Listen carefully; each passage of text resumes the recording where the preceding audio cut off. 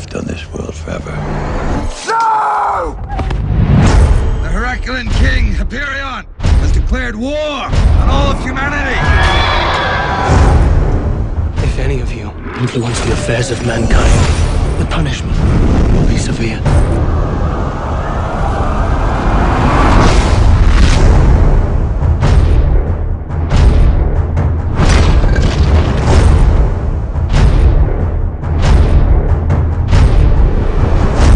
If there is one human who could lead them against Hyperion, it would be Theseus.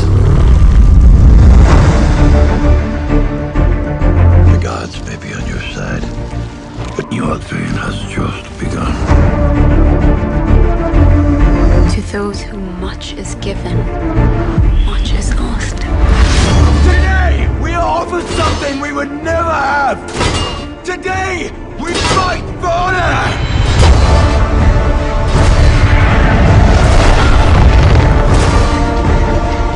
Fight for your future.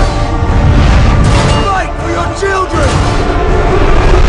Fight for immortality.